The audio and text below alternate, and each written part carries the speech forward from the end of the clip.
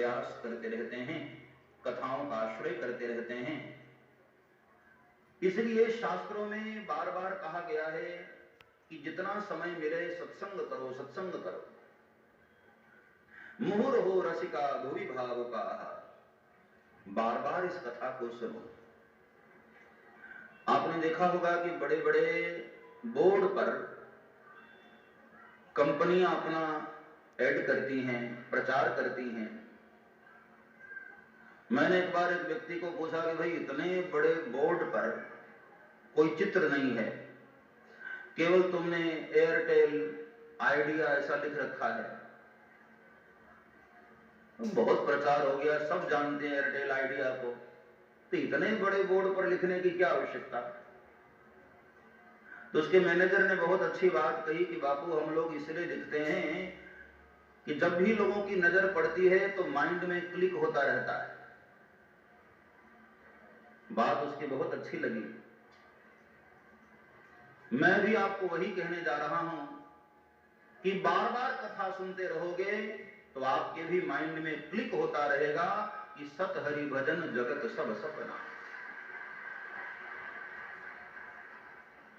इसलिए या तो सत्संग करो या तो शास्त्रों का संग करो। शास्त्र सुचिंतित पुनि पुनि देखी, बार बार शास्त्रों का गहन अध्ययन करो, पढ़ो।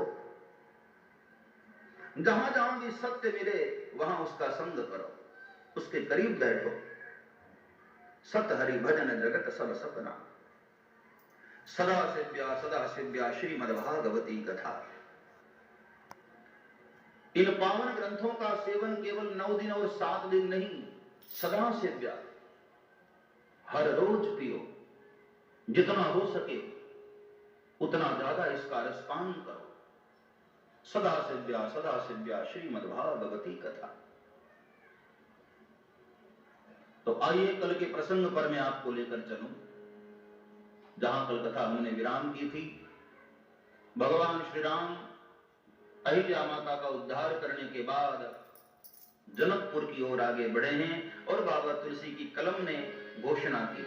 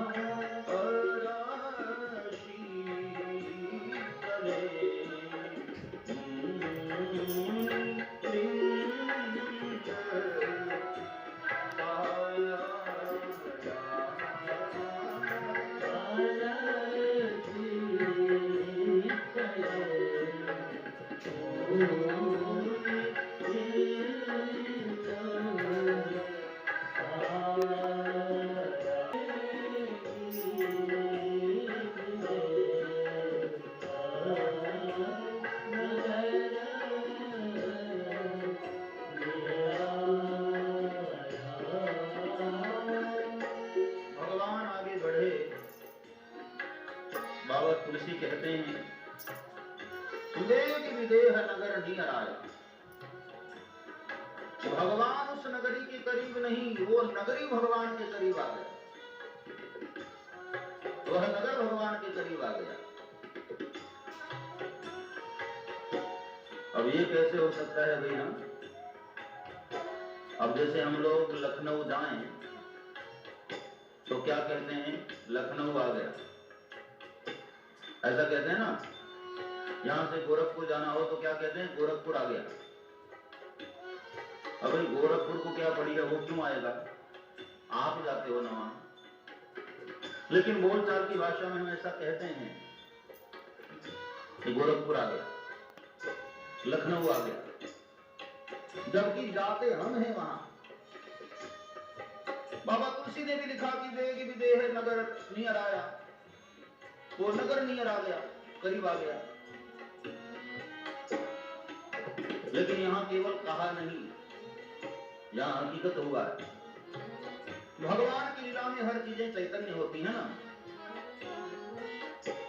जनकपुर नगरी भी चैतन्य है और भगवान हमारे बड़े सुकुमार हैं।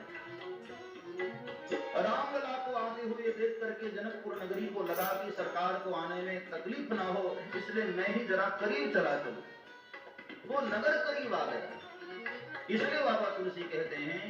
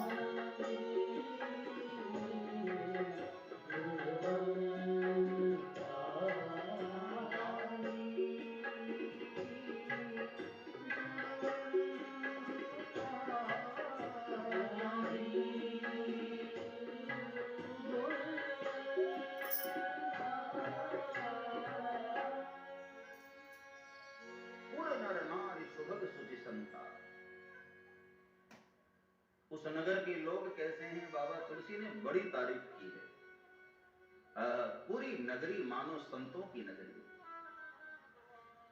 अरे भाई, जगदम्बा जहां अवतरी सो उर्वरणी की जाए। जहां जगदम्बा आई हो उस नगर को कौन वर्णन कर सकता है। जगदम्बा जहां अवतरी सो उर्वरणी की जाए। जहां पराम्बा भगवती अवतरित हुई हैं, जहां जगदम्बा जिस भूमि पर आई हैं, उस नगरी की महिमा कौन वर्णन कर सकता है। वहां के लोग संत हैं, पुर नर नारी सुभग सुचि संता। और उसका कारण क्या है भाई, जहां का राजा खुद विदेह राज है। जैसा राजा होता है उसी का अनुकरण करने वाली प्रजा भी होती है। यथा राजा तथा प्रजा। और ये बिल्कुल हकीकत है। महाजनो येन गता सपंथा। बड़े लोग जिसका अनुकरण करते हैं, छोटे भी उसी का अनुकरण करते हैं। घर का मुखिया जैसा होता है ना, तो घर के बाकी सदस्य भी उसी का अनुकरण करते हैं। आश्रम के महंत जैसे होते हैं, अन्य सारे शिष्य भी उनका ही अनुकरण करते हैं। राजा पढ़ा लिखा है तो प्रजा में भी शिक्षा का प्रचार होता है। राजा अनुशासित है तो प्रजा में भी अनुशासन होगा। राजा ईमानदार है तो प्रजा में भी ईमानदारी आती है। जैसा राजा होगा वैसी ही प्रजा होगी। राजा खुद ही घोटाला करे तो हमारे देश में कुछ सालों पहले यही तो होता था। जिधर देखो न्यूज में घोटाले घोटाले ही चल रहे।